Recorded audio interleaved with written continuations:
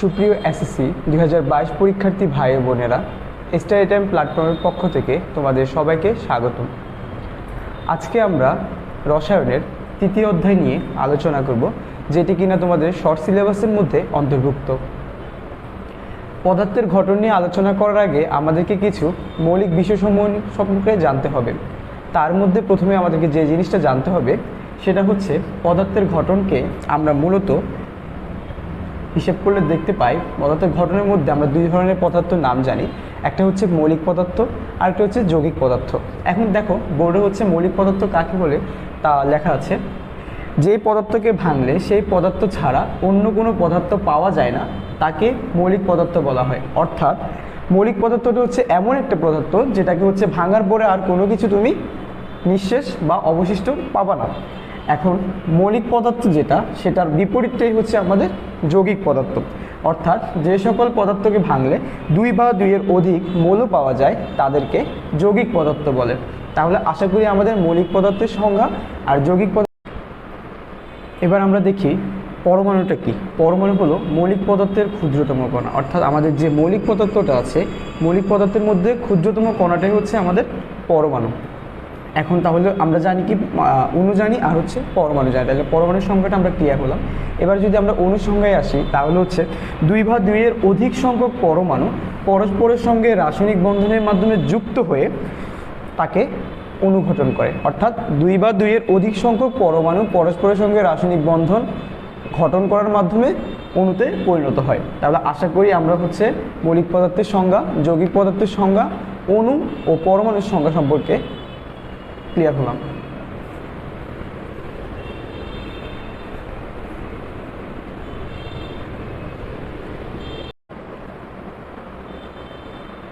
এবার দেখো, এবার হচ্ছে আমরা মৌলের প্রতীক নিয়ে আলোচনা করব। এখানে আমরা হচ্ছে 20টি মৌলের প্রতীক লিখলাম, যেটা হচ্ছে আমাদের হচ্ছে বোর্ড পরীক্ষার জন্য ইম্পর্টেন্ট। এখানে আমরা হচ্ছে প্রথমে আমাদেরকে জানতে হবে মৌলের প্রতীক জিনিসটা কি। তো দেখো মৌলের প্রতীকটা হচ্ছে কি, কোনো মৌলের ইংরেজি বা ল্যাটিন নামের সংক্ষিপ্ত রূপকে হচ্ছে মৌলের প্রতীক বলা হয়। অর্থাৎ তুমি হচ্ছে একটা মৌলের যে হচ্ছে প্রতীকগুলো ইউজ করবা, হয় সেটা তুমি ইংরেজি নামে হচ্ছে ব্যবহার করতে পারবা, কিংবা হচ্ছে তুমি ল্যাটিন নামে সেটাকে ব্যবহার করতে পারবা। এখন দেখো তুমি যখন ইংরেজি নামে যখন ব্যবহার করবা তখন হচ্ছে মৌলের ইংরেজি নামের প্রথম অক্ষর অবশ্যই বড় হাতের দিয়ে তার হচ্ছে মৌলের প্রতীককে বোঝাতে হবে।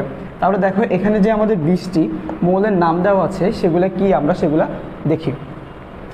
এইচ দ্বারা এখানে বোঝানো হয়েছে হাইড্রোজেন, এইচ দ্বারা এখানে বোঝানো হয়েছে হিলিয়াম, এল আই দ্বারা এখানে বোঝানো হয়েছে লিথিয়াম, বি দ্বারা এখানে বোঝানো হয়েছে বেরিলিয়াম, বি দ্বারা এখানে বোঝানো হয়েছে বোরন, সি দ্বারা এখানে বোঝানো হয়েছে কার্বন, এন দ্বারা বোঝানো হয়েছে নাইট্রোজেন, ও দ্বারা বোঝানো হয়েছে অক্সিজেন।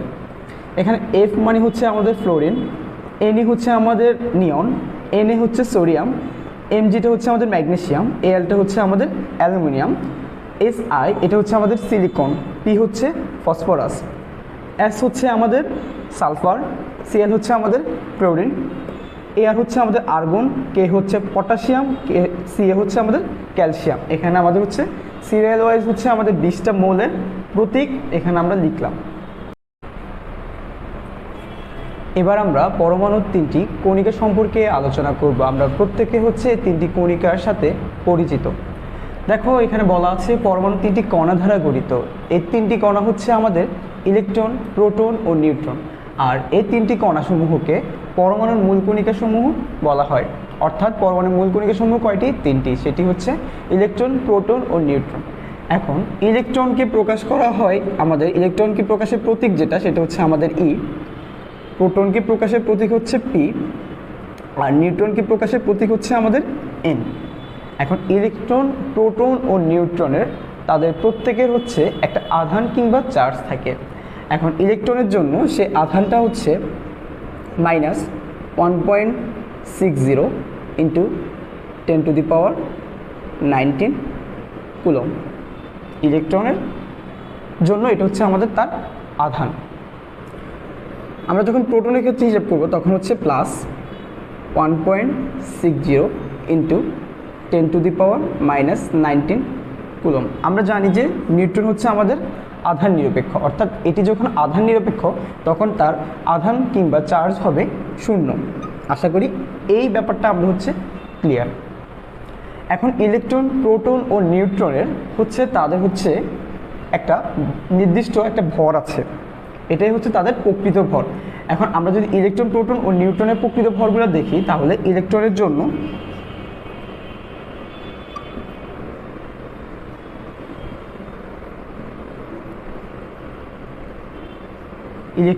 তার ভর যেটা সেটা হচ্ছে 9.11 ইন্টু 10⁻⁻28 গ্রাম। প্রোটনের জন্য হচ্ছে আমার 1.6 ইন্টু 10⁻24 গ্রাম। আর নিউট্রনের জন্য আমার প্রকৃত ভরটা হচ্ছে 1.675 ইন্টু 10⁻24 গ্রাম। এটাই হচ্ছে আমাদের পরমাণুর যে তিনটি মৌলিক কণিকা সমূহ তাদের মৌলিক ধারণা। আশা করি এটা তোমরা। এইবার আমরা একটা চমৎকার টপিক নিয়ে আলোচনা করব, সেটা হচ্ছে পারমাণবিক সংখ্যা। দেখো এখানে লেখা আছে কোনো মৌলের একটি পরমাণুর নিউক্লিয়াসে উপস্থিত প্রোটনের সংখ্যাকে ওই মৌলের পারমাণবিক সংখ্যা বলা হয়। অর্থাৎ আমাদের কাছে এখানে সংজ্ঞাটা পড়ে কী মনে হচ্ছে? সংজ্ঞাটা পড়ে আমাদের মনে হচ্ছে যে প্রোটনের সংখ্যাকে ওই মৌলের পারমাণবিক সংখ্যা বলা হয়। অর্থাৎ একটা মৌলে যত সংখ্যক প্রোটন থাকবে তার তত সংখ্যক প্রোটন সংখ্যাকে হচ্ছে তার কি বলা হবে? আমাদের পারমাণবিক সংখ্যা। আমরা যদি হিলিয়ামের কথা চিন্তা করি, তাহলে আমরা যদি হিলিয়ামের কথা চিন্তা করি তাহলে হচ্ছে আমাদের হিলিয়াম পরমাণুর নিউক্লিয়াসে দুটি প্রোটন থাকে।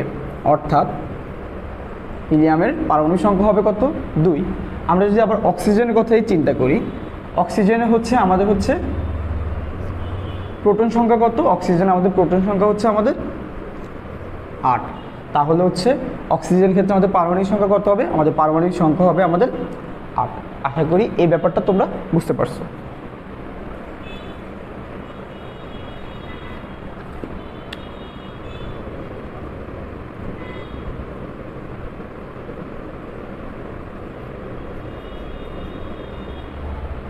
এবার দেখো আমরা হচ্ছে এই জিনিসটা দেখি। এই জিনিসটা আমরা কি লিখলাম? দেখো একটা এক্স লিখলাম, একটা জেড লিখলাম, আর একটা এ লিখলাম। এখন হচ্ছে এই তিনটা জিনিস দ্বারা আমাদের কি বোঝায়? এই তিনটা জিনিস দ্বারা আমাদের কি বোঝায় তা আমাদের জানতে হবে।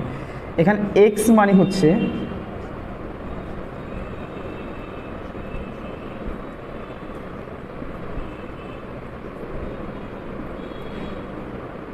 মৌলের প্রতীক,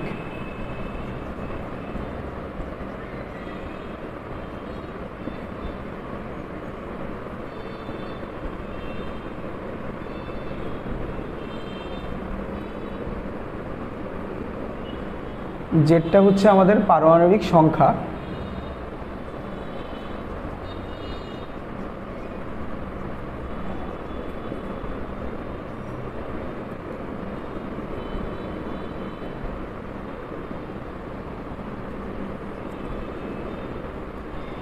এটা হচ্ছে আমাদের পারমাণবিক ভর কিংবা ভর সংখ্যা। তাহলে হচ্ছে আমরা এ এক্স জেড এই তিনটে দ্বারা কি বোঝায় এটা আমরা বুঝতে পারছি। এখন আমরা যদি একটি উদাহরণের মাধ্যমে দেখি তাহলে হচ্ছে ব্যাপারটা আমরা আরো ক্লিয়ার হব।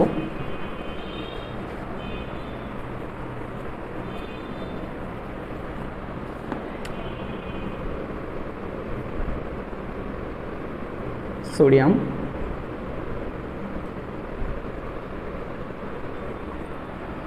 দেখো সোডিয়ামের পারমাণবিক সংখ্যা আমরা কত জানি? সোডিয়ামের পারমাণবিক সংখ্যা জানি আমরা 11। তার মানে আমরা আগে বলছি কি পারমাণবিক সংখ্যাকে প্রকাশ করা হচ্ছে জেড দ্বারা। এখন সোডিয়ামের ভর সংখ্যা কত? 23। সোডিয়ামের ভর সংখ্যা কত? 23। এখন ভর সংখ্যা কীভাবে হিসাব করা হয়? ভর সংখ্যা হিসাব করা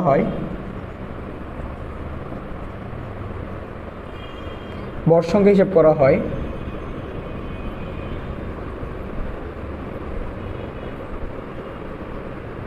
প্রোটন সংখ্যা যোগ নিউট্রন সংখ্যা। ভর সংখ্যা কীভাবে হিসাব করা হয়? ভর সংখ্যা হিসাব করা হচ্ছে প্রোটন সংখ্যা যোগ নিউট্রন সংখ্যা। এখন দেখো আমরা সোডিয়ামের ক্ষেত্রে প্রোটন সংখ্যা মান কত জানি? আমরা সোডিয়ামের ক্ষেত্রে প্রোটন সংখ্যা হচ্ছে দেখতে পাচ্ছি এখানে সোডিয়ামের ক্ষেত্রে প্রোটন সংখ্যা হচ্ছে আমাদের 11, তাই না? কিন্তু আমরা হচ্ছে এখানে নিউট্রন সংখ্যাটা জানি না। এখন আমাদের হচ্ছে নিউট্রন সংখ্যা আবার কিভাবে বের করা হয়? নিউট্রন সংখ্যা হচ্ছে বের করা হয়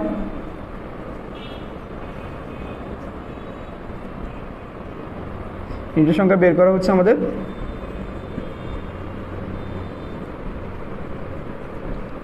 ভর সংখ্যা মাইনাস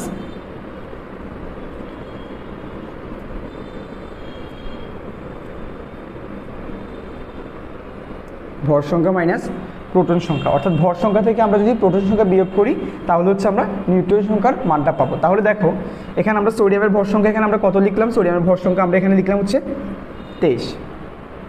এরপরে আমরা হচ্ছে প্রোটনের সংখ্যা জানি কত? প্রোটন সংখ্যা জানি হচ্ছে আমরা 11। তাহলে এ থেকে আমরা পাই হচ্ছে 23 থেকে হচ্ছে 11 বিয়োগ গেলে হচ্ছে থাকে কত এখানে আমাদের? 12। আর এখানে যদি আমরা দেখি নিউট্রন সংখ্যা আমরা পাইছি কত? 12। তাহলে হচ্ছে আমরা ভর সংখ্যা কত পাই? ভর সংখ্যা হচ্ছে আমরা পাই হচ্ছে 23। দেখছো? তাহলে আমরা হচ্ছে কীভাবে হচ্ছে ভর সংখ্যা এবং কীভাবে হচ্ছে নিউট্রন সংখ্যা বের করা হয় তা আশা করি এবার পারবো।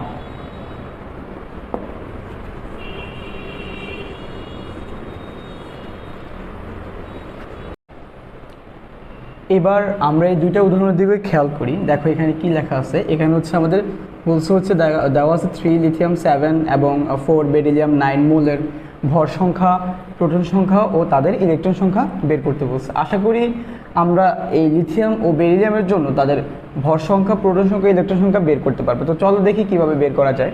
আমরা প্রথমটা যদি চিন্তা করি, দেখো তো আমরা জিনিসটা কিভাবে লিখেছিলাম, এভাবে লিখছিলাম না?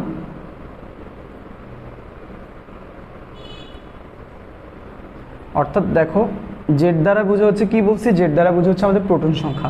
তাহলে হচ্ছে আমাদের লিথিয়ামের প্রোটন সংখ্যা কত? লিথিয়ামের প্রোটন সংখ্যা হচ্ছে আমাদের 3। এবার হচ্ছে আমাদের তাহলে হচ্ছে তার ভর সংখ্যা, লিথিয়ামের ভর সংখ্যা কত? ভর সংখ্যাকে প্রকাশ করা হচ্ছে আমাদের এ ধারা। তাহলে লিথিয়ামের ভর সংখ্যা হচ্ছে আমাদের 7। এবার বের করতে বলছে আমাদের হচ্ছে ইলেকট্রন সংখ্যা। বের করতে বলছে আমাদের কি? ইলেকট্রন সংখ্যা। এবার দেখো লিথিয়ামের প্রোটন সংখ্যা হচ্ছে 3। আমরা কি জানি? আমরা একটু আগে বলছি যে একটা মোলে যতটুকু হচ্ছে তার প্রোটন সংখ্যা থাকবে, যত সংখ্যক প্রোটন সংখ্যা থাকে সেটা হচ্ছে তার পারমাণবিক সংখ্যা। অর্থাৎ পারমাণবিক সংখ্যাকে হচ্ছে আবার ইলেকট্রন সংখ্যা হিসেবে ধরা হয়। অর্থাৎ আমাদের হচ্ছে লিথিয়ামের জন্য তার ইলেকট্রন সংখ্যার মান কত? লিথিয়ামের জন্য তার ইলেকট্রন সংখ্যার মান হচ্ছে আমাদের 3। আশা করি তোমরা প্রথমটা বুঝতে পারছো। এবার যদি আমরা পরেরটার দিকে খেয়াল করি তাহলে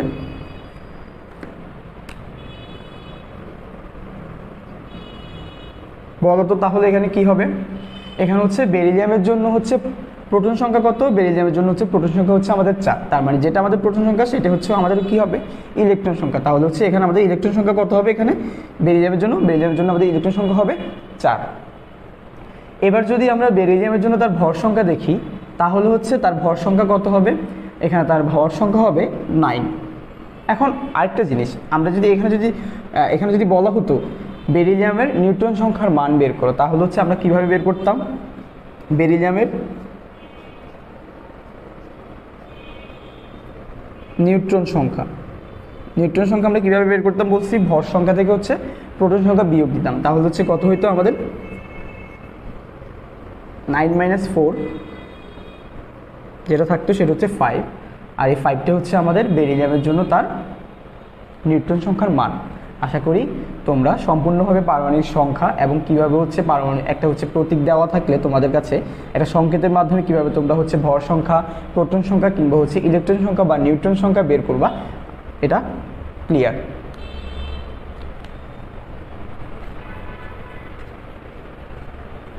খুবই গুরুত্বপূর্ণ টপিক নিয়ে আলোচনা করব, সেটা হচ্ছে পরমাণুতে ইলেকট্রন বিন্যাসের নীতি। এখন পরমাণুতে ইলেকট্রন বিন্যাসের নীতি সম্পর্কে জানার আগে আমাদেরকে হচ্ছে বুঝতে হবে জিনিসটা কি। এখন ইলেকট্রন বিন্যাস মানে কি? আমরা জানি বিন্যাস মানে হচ্ছে সাজানো। অর্থাৎ ইলেকট্রনগুলো হচ্ছে পরমাণুতে কিভাবে সাজানো আছে কিংবা কিভাবে বিদ্যমান সেটা জানার জন্য যে নীতি সেটা হচ্ছে আমাদের ইলেকট্রন বিন্যাসের নীতি। এখন এই ইলেকট্রন বিন্যাসের নীতি আমাদের হচ্ছে অনেকেই হচ্ছে দিয়ে গেছে। তার মধ্যে হচ্ছে আমরা এখানে যার নীতি নিয়ে আলোচনা করব, যে নীতি নিয়ে আলোচনা করব সেটা হচ্ছে আমাদের আউফবাউ নীতি। অর্থাৎ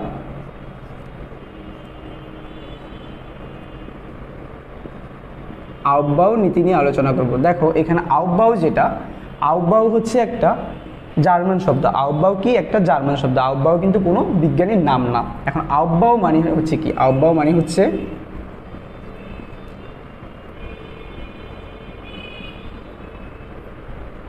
আউফবাউ মানে হচ্ছে আমার বিল্ডিং আপ, অর্থাৎ নিচ থেকে উপরে। তাহলে এই জিনিসটা আমরা কি বুঝি দেখো তো, নিচ থেকে উপরে অর্থাৎ একটি পরমাণুতে ইলেকট্রন নিম্ন শক্তির অরবিটাল থেকে উচ্চ শক্তির অরবিটালে প্রবেশ করবে, সেটা হচ্ছে আমাদের আউফবাউ নীতি। তাহলে দেখো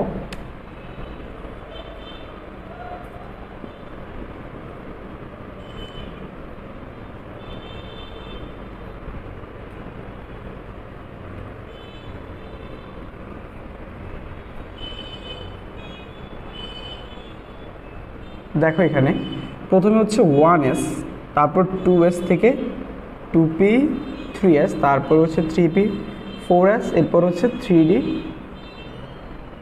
4p। এখন দেখো এই জিনিসটা আমরা খুব ভালোভাবে খেয়াল করি।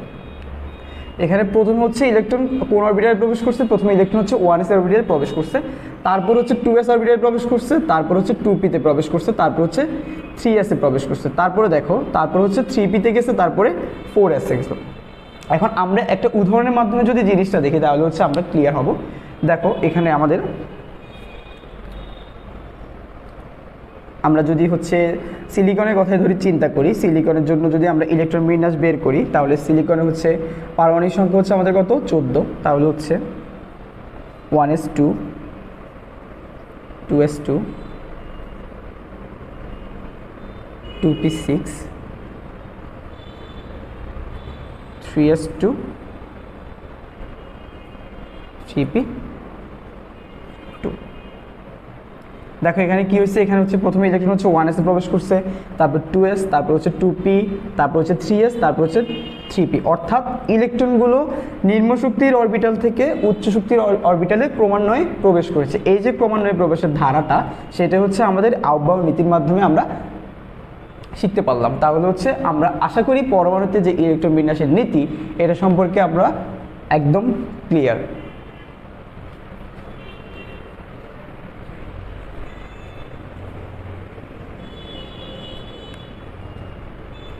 এবার আমরা খুবই গুরুত্বপূর্ণ এবং হচ্ছে যেটা আমরা সহজে ভুলে যাই, আমাদের মনে থাকে না, এরকম একটা টপিক নিয়ে আলোচনা করব। সেটা হচ্ছে আমাদের আইসোটোপ, আইসোটোন এবং আইসোবার। এখন দেখো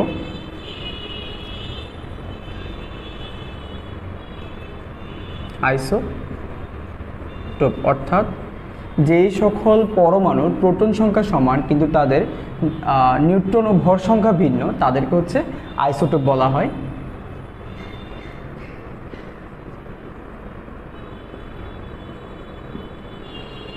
আইসোবার হচ্ছে যে সকল পরমাণুর ভর সংখ্যা সমান কিন্তু তাদের প্রোটন সংখ্যা ও নিউট্রন সংখ্যা ভিন্ন, তাদেরকে হচ্ছে আইসোবার বলা হয়।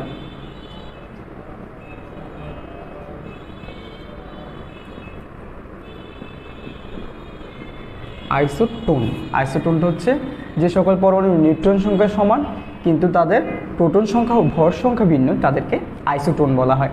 এখন দেখো আমরা আইসোটোপ, আইসোবার এবং আইসোটোন এটার সংজ্ঞা আমরা যখন পড়তে যাই কিংবা হচ্ছে আমরা দেখতে যাই, তখন আমরা হচ্ছে একটা হচ্ছে ট্রিক যদি অবলম্বন করি তাহলে হচ্ছে এই জিনিসটা আমরা কখনোই ভুলবো না। দেখো এখানে আমরা যে ট্রিকটা অবলম্বন করব সেটা হচ্ছে প্রথমটা দেখো আইসোটোপ। আইসোটোপ দেখো এখানে টোপ লাস্টে হচ্ছে আমাদের কি দেওয়া আছে, এখানে আমাদের লাস্টে দেওয়া আছে হচ্ছে আমাদের ফ, অর্থাৎ এখানে হচ্ছে আমাদের দেওয়া আছে কি ফ মানে হচ্ছে আমাদের প্রোটন সংখ্যা। তার মানে আমরা কি বলছি, আইসোটোপে হচ্ছে প্রোটন সংখ্যা সমান থাকবে, অর্থাৎ লাস্টের অক্ষর যেহেতু এখানে হচ্ছে প, তাহলে এটা হচ্ছে প্রোটন সংখ্যা সমান থাকবে। তাহলে দেখো ওই হিসাবে এখানে আইসোবারে হচ্ছে লাস্টে কি দেওয়া আছে ভার, ভার দেওয়া আছে মানে হচ্ছে কি আমাদের বার মানে হচ্ছে আমরা বলতে পারি হচ্ছে ভর, অর্থাৎ হচ্ছে আইসোবারের ক্ষেত্রে হচ্ছে আমাদের কি হবে ভর সংখ্যা সমান হবে। পরটার দিকে যদি খেয়াল করি তাহলে হচ্ছে আইসোটোন। আইসোটোন দেখো ওয়ার্ডটা আমাদের কাছে দেখো খুবই সুন্দর, যেমন টোন মানে হচ্ছে আমরা এটাকে বলতে পারি না টোন, এটা হচ্ছে নিউট্রন, অর্থাৎ হচ্ছে আইসোটোনের ক্ষেত্রে মূলের পরমাণুতে হচ্ছে নিউট্রন সংখ্যা হচ্ছে সমান থাকবে। তাহলে হচ্ছে এবার আমরা যদি এই ছোট্ট এই টিপসটা যদি কাজে লাগাই তাহলে হচ্ছে আমরা আইসোটোপ, আইসোবার আর আইসোটোন সহজেই বলতে পারবো কিনা তোমরা হচ্ছে অবশ্যই হচ্ছে আমাকে এটা কমেন্ট বক্সে জানাবে। দেখো এবার আমরা এই অধ্যায়ের সবচেয়ে গুরুত্বপূর্ণ একটি টপিক নিয়ে আলোচনা করব, যেটা হচ্ছে এই অধ্যায়ের হচ্ছে একদম প্রধান কেন্দ্র যেটাকে বলা হয়, সেটা হচ্ছে আমাদের কি পরমাণুর মডেল। এখন পরমাণুর মডেল আমাদেরকে সর্বপ্রথম পরমাণু মডেল সম্পর্কে ধারণা দিয়েছেন হচ্ছে বিজ্ঞানী রাদারফোর্ড। সেটা কত সালে? পরমাণু মডেল সম্পর্কে আমাদের বিজ্ঞানী রাদারফোর্ড যে ধারণাটা দেন সেটা হচ্ছে 1911 সালে। এখন পরমাণু মডেল সম্পর্কে বিজ্ঞানী রাদারফোর্ডের যে ধারণা যেটা দিয়েছিলেন, তিনি সেখানে প্রথমে বলছেন যে পরমাণুর একটি কেন্দ্র আছে, পরমাণুর একটি কেন্দ্র আছে, এই কেন্দ্রের ভিতরে থাকে হচ্ছে কে? কেন্দ্রের ভিতরে থাকে হচ্ছে আমাদের নিউক্লিয়াস। এখন নিউক্লিয়াসের ভিতরে হচ্ছে বলছে থাকে যারা, তাদেরকে বলছে হচ্ছে প্রোটন। আর নিউক্লিয়াসের বাইরে যারা থাকে তাদেরকে বলছে হচ্ছে ইলেকট্রন। আর নিউক্লিয়াসের কেন্দ্রে অর্থাৎ নিউক্লিয়াস পরমাণুর কেন্দ্রটাই হচ্ছে আমাদেরকে নিউক্লিয়াস। এখন দেখো বিজ্ঞানী রাদারফোর্ড পরমাণু মডেলটাকে হচ্ছে সৌরজগতের সাথে তুলনা করেছেন। কার সাথে তুলনা করেছেন? সৌরজগতের সাথে। এখন সৌরজগতে হচ্ছে সূর্যকে যেভাবে কেন্দ্র করে হচ্ছে গ্রহসমূহ ঘুরে, বিজ্ঞানী রাদারফোর্ড হচ্ছে আমাদেরকে ওইভাবে হচ্ছে কল্পনা করিয়েছেন। তিনি বলেছেন হচ্ছে পরমাণু হচ্ছে নিউক্লিয়াসকে কেন্দ্র করে, পরমাণুর নিউক্লিয়াসকে কেন্দ্র করে আমাদের হচ্ছে এই প্রোটন ও ইলেকট্রন সংখ্যাসমূহ বিদ্যমান।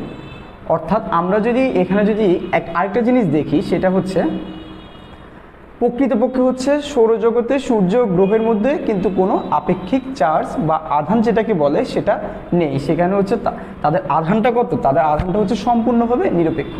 কিন্তু আমরা যদি পরমাণু মডেল রাদারফোর্ড পরমাণু মডেলের কথা চিন্তা করি, সেখানে হচ্ছে আমাদের তিনি যে কথাটা বলছেন, অর্থাৎ হচ্ছে সূর্যকে যেভাবে কেন্দ্র করে গ্রহসমূহ ঘুরে সেভাবে নিউক্লিয়াসকে কেন্দ্র করে যেভাবে প্রোটন ইলেকট্রন সমূহ ঘুরে, সেখানে কিন্তু তাদের মধ্যে কি একটা আধান আছে। অর্থাৎ আমরা আগে হচ্ছে শিখছি যে হচ্ছে ইলেকট্রনের আধানটা হচ্ছে কি? ইলেকট্রনের আধান হচ্ছে ঋণাত্মক, প্রোটনের আধান হচ্ছে ধনাত্মক। অর্থাৎ সেক্ষেত্রে হচ্ছে আমাদের বিজ্ঞানী রাদারফোর্ড যেই সৌরজগতের সাথে হচ্ছে এই মডেলটা তুলনা করছে, সেটা হচ্ছে এই ক্রাইটেরিয়া হচ্ছে আমাদের কি ফিল আপ করে না। এখন বিজ্ঞানী রাদারফোর্ড আমাদের হচ্ছে পরমাণু মডেল সম্পর্কে হচ্ছে ধারণা দিয়ে গেছে, কিন্তু হচ্ছে পরমাণু মডেলের হচ্ছে ইলেকট্রন সমূহ কিংবা হচ্ছে প্রোটন সমূহ, ইলেকট্রন সমূহ যে হচ্ছে একটা নির্দিষ্ট শক্তি স্তরে ঘুরে, সেই শক্তি স্তর সম্পর্কে তিনি আমাদের হচ্ছে সঠিক ব্যাখ্যা দিতে পারেননি। এবং এর পাশাপাশি হচ্ছে ইলেকট্রন সমূহ যখন এক শক্তি স্তর থেকে অন্য শক্তি স্তরে লাফিয়ে যায়, কিংবা উচ্চ শক্তি স্তর থেকে যখন নিম্ন শক্তি স্তরে যখন লাফিয়ে আসে, তখন হচ্ছে তাদের মধ্যে একটা শক্তির শোষণ হচ্ছে আদান প্রদান হয়। অর্থাৎ এখানে হচ্ছে আমাদের বিকিরণ সৃষ্টি হয়। এই ব্যাপারে হচ্ছে আমাদের কি বিজ্ঞানী রাদারফোর্ড কোনো সঠিক ব্যাখ্যা দিতে পারেননি। তারপর হচ্ছে যখন হচ্ছে ইলেকট্রন সমূহের আদান প্রদানের ফলে এক ধরনের হচ্ছে বিকিরণ সৃষ্টি হয়, এই বিকিরণ সম্পর্কিত কি কোনো ধারণা বিজ্ঞানী রাদারফোর্ড আমাদেরকে দিতে পারেনি। তো এই ধারণার এইসবের অবসান ঘটিয়েছেন কে? এসবের অবসান ঘটিয়েছেন আমাদের হচ্ছে বিজ্ঞানী বোর। এখন দেখো আমরা হচ্ছে বোর পরমাণু মডেলে যাই।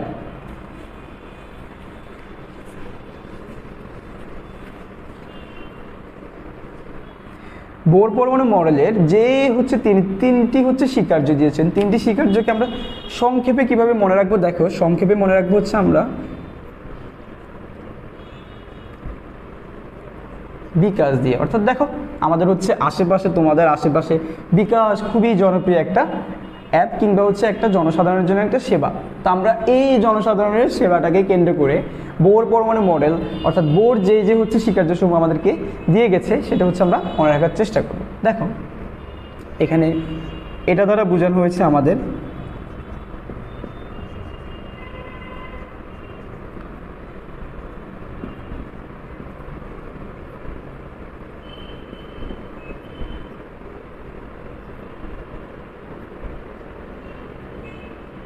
বিকিরণ সম্পর্কিত মতবাদ। এখানে হচ্ছে ক ধারা হচ্ছে আমাদের বোঝানো হয়েছে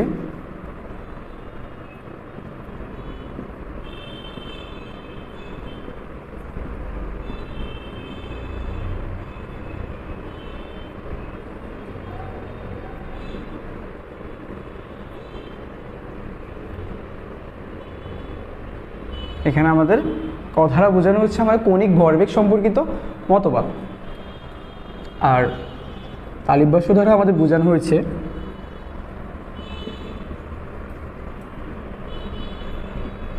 শক্তিস্তর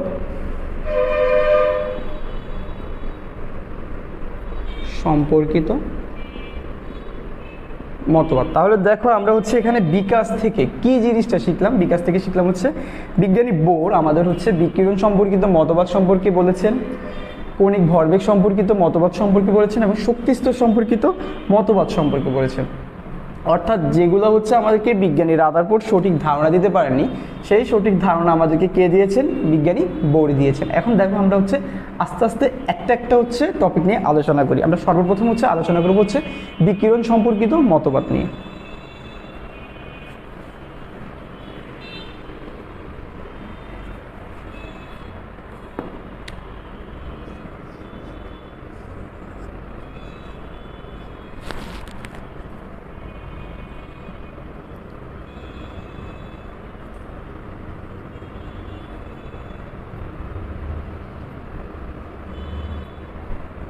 যেমন ধরো আমরা হচ্ছে এখানে একটা বোর পরমাণু মডেলের চিত্র আঁকলাম। এখন এখানে হচ্ছে আমাদেরকে হচ্ছে বলা হয়েছে পরমাণুর যে হচ্ছে আমাদেরকে এখানে দুটা শক্তিস্তর দেওয়া হচ্ছে না, এখন বলছে পরমাণুতে বলছে এখানে বলছে দ্বিতীয় শক্তিস্তর থেকে একটা ইলেকট্রন প্রথম শক্তিস্তর হচ্ছে লাফিয়ে আসে। ধরো এটা আমাদেরকে হচ্ছে বলা হলো, তাহলে হচ্ছে এই যে দেখো আমাদের হচ্ছে আমরা চিন্তা করি আমাদেরকে হচ্ছে আমরা যখন কোনো একটা হচ্ছে ছয়তলা ভবনে যখন উঠতে যাই, যখন হচ্ছে আমরা ছয়তলা ভবনে উঠতে যাই কিংবা হচ্ছে কোনো পাহাড় আরোহণ করতে যাই, তখন আমাদের কি হয়?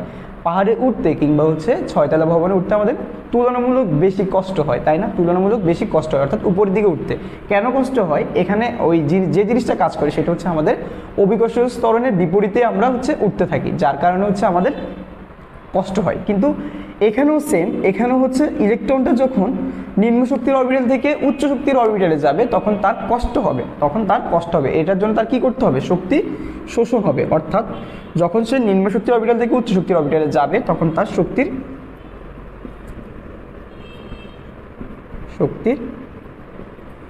শোষণ হবে। এবার দেখো যখন নিম্ন শক্তির অরবিটাল থেকে যখন উচ্চ শক্তির অরবিটাল থেকে বা নিম্ন শক্তির অরবিটালে নেমে আসবে তখন তুমি ওই বিপরীতভাবে চিন্তা করো, যখন তুমি হচ্ছে পাহাড় থেকে নিচে নামো কিংবা হচ্ছে কোনো একটা ছয়তলা ভবন থেকে নিচে নামো, তখন তুমি যখন উঠতেছিলা তখন তোমার যে কষ্টটা হইতেছিল তার থেকে তুলনামূলকভাবে তোমার কি কম কষ্ট হবে। তাহলে এই চিত্রের ক্ষেত্রে আমাদের হচ্ছে সেম, অর্থাৎ যখন উচ্চ শক্তির অরবিটাল থেকে হচ্ছে আমাদের নিম্ন শক্তির অরবিটাল নেমে আসবে তখন এটা হচ্ছে শক্তির বিকিরণ হবে, শক্তির বিকিরণ হবে। এখন দেখো এই যে শক্তির শোষণ আর শক্তির বিকিরণে একটা শক্তির পার্থক্য সৃষ্টি হয়েছে না? এই শক্তির পার্থক্য এখানে একটা শক্তি সৃষ্টি হয়েছে, শক্তিটাকে বলা হচ্ছে আমাদের ডেল ই। অর্থাৎ ডেল ই মানে হচ্ছে আমাদের এখানে শক্তির যে ব্যবধান সেটা, এটা কতটুকু হয়েছে দেখো আমরা যদি উচ্চ শক্তি স্তরের অরবিটালটাকে হচ্ছে E2 ধরি আর নিম্ন শক্তি স্তরের অরবিটালটাকে হচ্ছে E1 ধরি, তাহলে হচ্ছে তাইলে আমাদের ডেল ই হবে হচ্ছে E2 মাইনাস E1, অর্থাৎ হচ্ছে আমাদের এখানে যে ইলেকট্রনগুলোর আদান প্রদানের ফলে একটা হচ্ছে শক্তির তারতম্য ঘটে, এই তারতম্যটা হচ্ছে del is equal to E2 minus E1। এখন বোর পরমাণু মডেল অনুসারে আমরা হচ্ছে শক্তি নির্ণয় করার আরেকটা সূত্র জানি, সেটা হচ্ছে E is equal to SC divide by lambda, SC divide by lambda. এখন এখানে E বা H, C বা ল্যামডা দ্বারা কি বোঝায় এই জিনিসটা আমরা দেখবো। দেখো এখানে E এটা আমরা আগে পড়ে ফেলছি, E মানে হচ্ছে আমাদের কি বোঝায়? শক্তি বোঝায়, এনার্জি। আর H হচ্ছে আমাদের এখানে H হচ্ছে একটা ধ্রুবক, H হচ্ছে কি একটা ধ্রুবক, সেটা কার ধ্রুবক? সেটা হচ্ছে আমাদের প্লাঙ্কের ধ্রুবক। আর H এর মান হচ্ছে আমাদের 6.636 ইন্টু 10⁻⁻34 জুল সেকেন্ড, এটা হচ্ছে আমাদের H এর মান। তাহলে Hটা হচ্ছে কার ধ্রুবক? প্লাঙ্কের ধ্রুবক। এবং সি দ্বারা এখানে বোঝানো হচ্ছে আমাদের কি? সি দ্বারা বোঝানো হয়েছে আমাদের এখানে আলোর বেগ। তো আলোর বেগের মানটা মোটামুটি সবাই জানি, সেটা হচ্ছে 3.0 ইন্টু 10⁸ ms ইনভার্স 1, সেটা হচ্ছে আমাদের আলোর বেগ। এখন ল্যামডা দ্বারা কি বোঝায় এই জিনিসটা আমাদেরকে জানতে হবে। ল্যামডা দ্বারা হচ্ছে আমাদের বোঝা হচ্ছে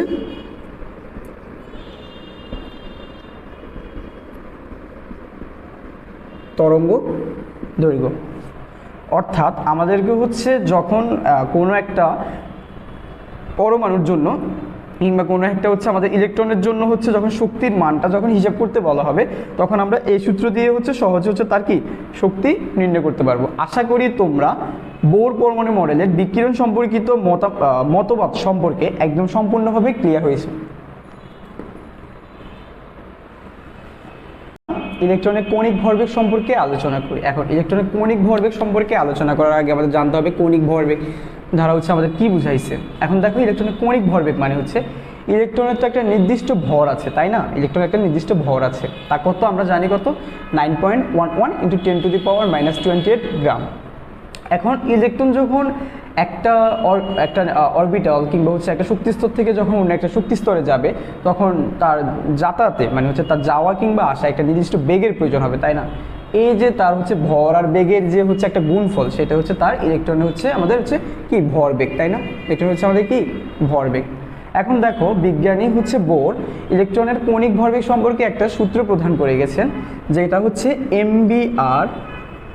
mvr সমান সমান NH/2 পাই।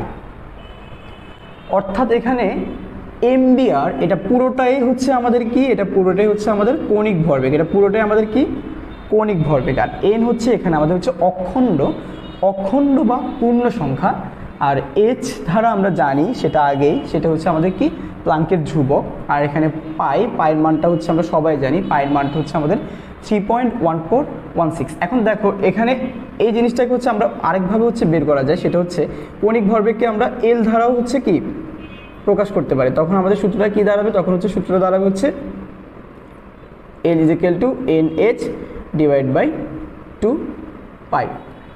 এখন দেখো এখানে যে m × v, প্রথমে যে m × vটা দেওয়া আছে, এই m × vটা মানে হচ্ছে তার কি, সেটা হচ্ছে তার ভরবেগ, সেটা হচ্ছে তার ভরবেগ। অর্থাৎ ভর আর বেগের গুণফলে তার ভরবেগ সৃষ্টি হয়েছে। অর্থাৎ এখন আমরা যদি এখানে আমাদের ডাটা দিয়ে থাকে কিংবা হচ্ছে আমাদেরকে বলা থাকে ইলেকট্রনের তৃতীয় শক্তি স্তরের জন্য তার কৌণিক ভরবেগ এর মান বের করো, অর্থাৎ ইলেকট্রনের তৃতীয় শক্তি স্তরের জন্য আমাদের কৌণিক ভরবেগের মানটা হিসেব করি। দেখো আমরা সূত্র কি জানি, mvr হচ্ছে NH/2 পাই। তো ওই হিসেবে আমরা বলছি ইলেকট্রনের তৃতীয় শক্তি স্তরের জন্য। দেখো খেয়াল করো, তাহলে হচ্ছে আমরা বলছি এনটা হচ্ছে এখানে কি অখণ্ড বা পূর্ণ সংখ্যা, অর্থাৎ হচ্ছে যততম শক্তি স্তরের কথা এখানে উল্লেখ করা হয়েছে। তাহলে এখানে এন হচ্ছে আমাদের এখানে হবে n হচ্ছে 3 হবে, h এর মানটাও তোমরা বসাবা।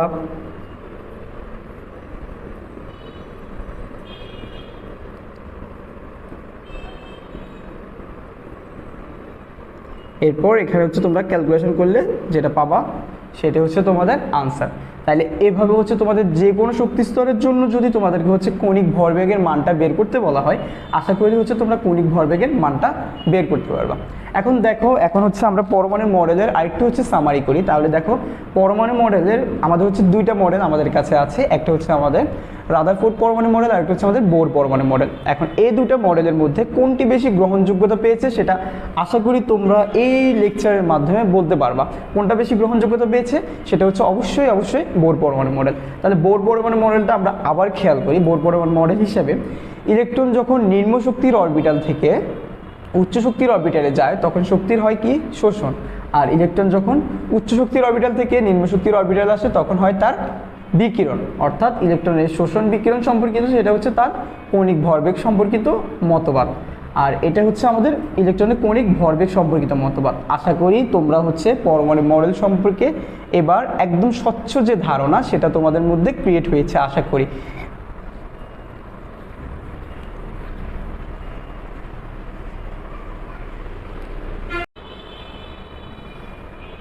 এবার বোর পরমাণু মডেল অনুসারে যদি আমরা শক্তিস্তর সম্পর্কিত আলোচনায় যাই তখন দেখতে পারবো, দেখো এখানে একটা লাইন লেখা আছে, সেটা হচ্ছে প্রধান শক্তিস্তরের সর্বোচ্চ ইলেকট্রন ধারণ ক্ষমতা হচ্ছে 2n²।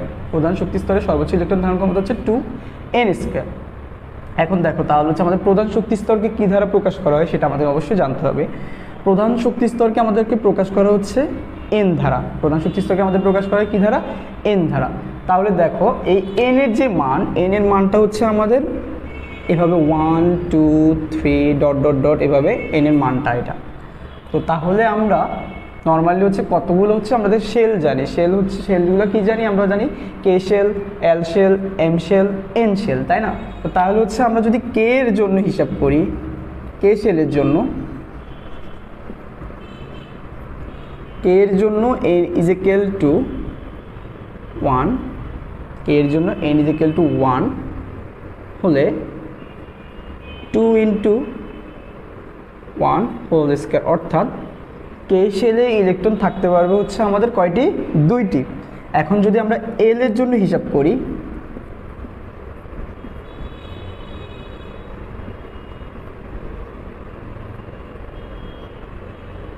দেখো তো কয়টি হয়? এল শেলের জন্য আমার ইলেকট্রন সংখ্যা হয় কয়টি? 8টি। তো এই একইভাবে আমরা কে আর এল এরটা বের করলাম, তোমরা হচ্ছে এম আর এন এর জন্য বের করে অবশ্যই কমেন্ট বক্সে জানিয়ে দিবে।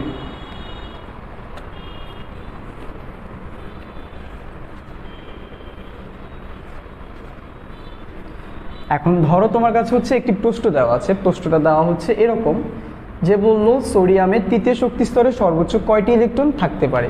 সোডিয়ামের তৃতীয় শক্তি স্তরে, তার মানে সোডিয়ামের তৃতীয় শক্তি স্তরে এখানের জন্য এন এর মানটা হচ্ছে আমাদের কত? এন এর মানটা হচ্ছে আমাদের 3। আর আমরা সূত্র কি জানি? সূত্র জানি হচ্ছে 2n স্কয়ার। তাহলে হচ্ছে 2n স্কয়ার আমরা বসাই,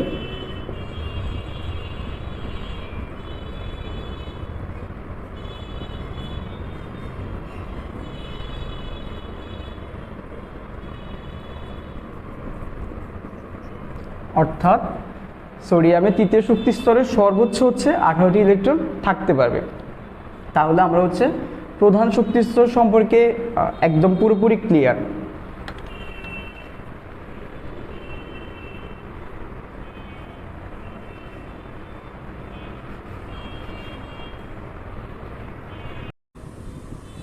এতক্ষণ আমরা প্রধান শক্তি স্তর সম্পর্কে আলোচনা করলাম, এবার আমরা হচ্ছে উপশক্তি স্তর সম্পর্কে আলোচনা করব। এখন প্রধান শক্তি স্তর আর উপশক্তি স্তর, এটা হচ্ছে তোমাদেরকে একটা হালকা ধারণা দিই।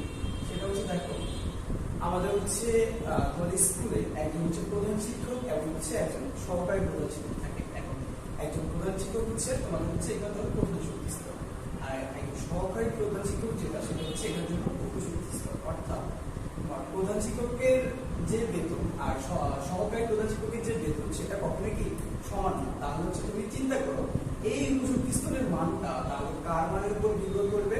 এই উপশক্তি স্তরের মানটা অবশ্যই হচ্ছে প্রধান শক্তি স্তরের উপর নির্ভর করবে। তাহলে দেখো আমরা প্রধান শক্তি স্তরকে কি দ্বারা প্রকাশ করলাম? প্রধান শক্তি স্তরকে আমরা প্রকাশ করলাম হচ্ছে এন দ্বারা, আর এই উপশক্তি স্তরকে আমরা প্রকাশ করবো হচ্ছে কি দ্বারা? এল দ্বারা। আর এই এল এর মান আমরা কি বললাম? উপশক্তি স্তরের মান অবশ্যই প্রধান শক্তি স্তরের মানের উপর নির্ভর করে, তাহলে এল এর মান হবে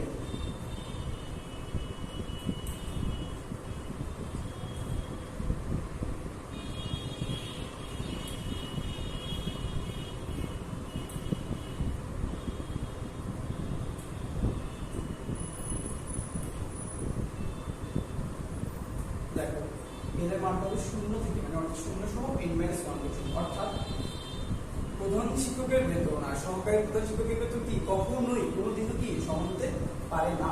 তাহলে দেখো তোমরা n এর মানটা যদি আমাদের হচ্ছে কি হয়? 2 হয়, তাহলে n এর মানটা কি হবে? কি চিন্তা করলে নরমাল n এর মানটা যদি ধরো 2 হয় তাহলে হচ্ছে আমাদের n এর মানটা হবে হচ্ছে কি 0 সহ n - 1, তাহলে 2 থেকে 1 বিয়োগ করলে কত হয়? 1। এবার দেখো তাহলে হচ্ছে আমাদের n এর মানটা হচ্ছে 0,1 যখন হচ্ছে আমাদের n এর মানটা 2। তাহলে হচ্ছে এবার আমরা একটা জিনিস খেয়াল করি, দেখো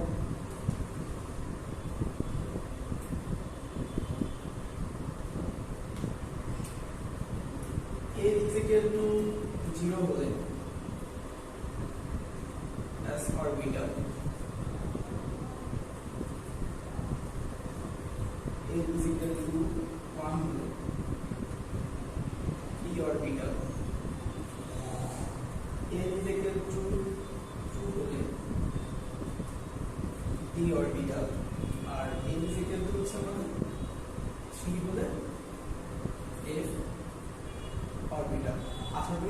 বুঝতে পারছো যে কেন n is equal to 0 হলে s অরবিটাল, কেন n is equal to 1 হলে p অরবিটাল, কেন n is equal to 2 হলে p অরবিটাল, আর কেন n is equal to 3 হলে আমাদের কি f অরবিটাল। তাহলে এবার দেখো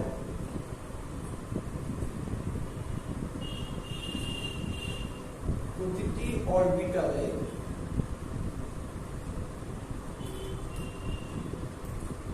অরবিটালে তোমার ইলেকট্রন সংখ্যা নির্ণয়ের জন্য যে সূত্রটা সেটা হচ্ছে 2 into twice r plus 1 into twice r plus 1। এটা হচ্ছে আমাদের একটা সূত্র। এখন যদি তোমাকে যদি বলা হয়, এখন যদি তোমাকে বলা হয় যে যে দ্বিতীয় উপশক্তি স্তরের জন্য হচ্ছে তোমার অরবিটালের ইলেকট্রন সংখ্যার মানটা হিসাব করো, তাহলে হচ্ছে এর মানটা তোমার তাহলে কত আমাদের 2। আমরা হচ্ছে আমরা সূত্র কি জানি 2 into twice r plus 1, তাহলে কত হয়ে যাবে 2 into 2 plus 1 অর্থাৎ 2 হচ্ছে 2 into 2 4 5। আনসার কত হবে আমাদের? আনসার হবে আমাদের 10। আশা করি এবার তোমরা প্রধান শক্তি স্তর এবং উপশক্তি স্তর কি এবং এগুলো থেকে যদি আমাদের যদি কোশ্চেন আসে আমরা হচ্ছে এবার কি সুন্দরভাবে সলভ করতে পারবো, এইটুকু আশ্বাস আমি আসলে তোমাদেরকে দিতে পারবো।